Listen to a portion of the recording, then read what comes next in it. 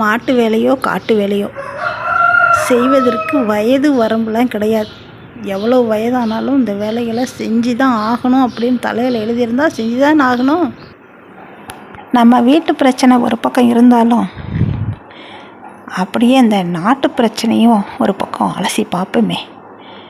சிஎம்மை சட்டசபையில் பேசலைன்ட்டு எதிர்கட்சி உறுப்பினர்கள் அண்டு எதிர்கட்சி தலைவர் எல்லாருமே பேச்சு குத்திக்கிட்டு மீடியாவில் சரஞ்சரமாக பேசினாங்க. இன்றைக்கி சட்டசபையில்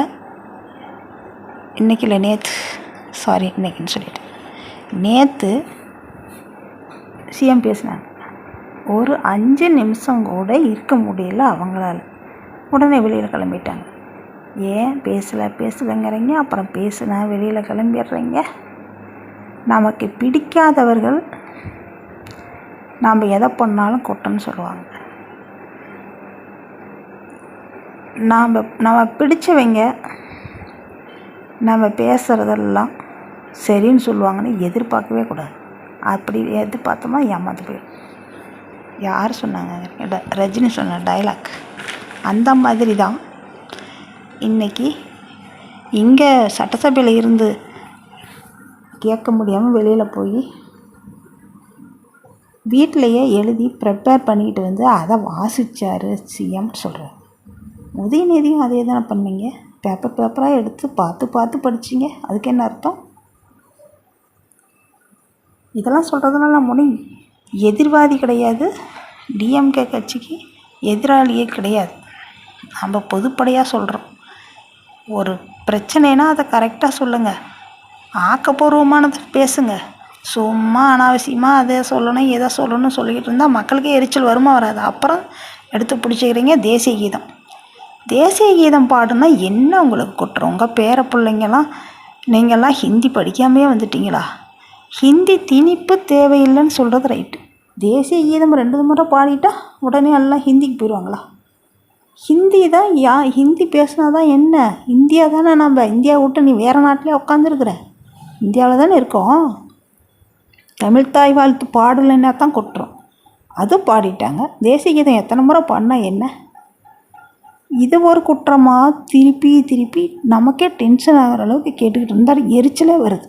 மக்களுக்கே கோவம் வர்ற அளவுக்கு ஏன் பேசுகிறீங்க? நீங்கள் இப்படி பேசி இன்னும் ஒரு பலனும் இல்லாத போயிடாதீங்க. நம்ம கருத்து அதுதான். நேற்று நான் ஒரு வீடியோ போட்டிருந்தேன். பாலியல் டீம் அப்படின்னு சொல்லி ஒரு சேனலுக்கு கீழே ஒருத்தன் கமெண்ட் பண்ணியிருந்தான். அதை பற்றிலாம் பேச மாட்டேங்கிறீங்க.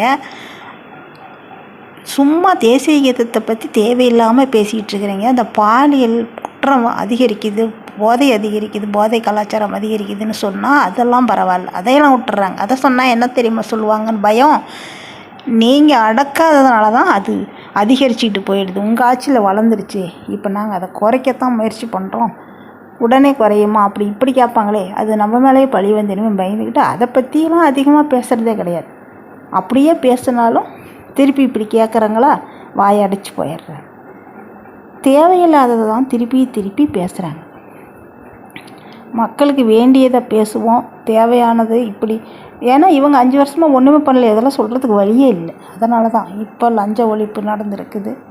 எல்லாமே என்ன நடந்தது, இதுக்கு மேலே என்ன நடக்க போகுது, இதில் எத்தனை பேர் மாட்ட போகிறாங்க அப்படிங்கிறதெல்லாம் எடுத்து ஒவ்வொன்றா அவிழ்த்து விடவும் எந்திரிச்சு ஓடியே போயிட்டாங்க.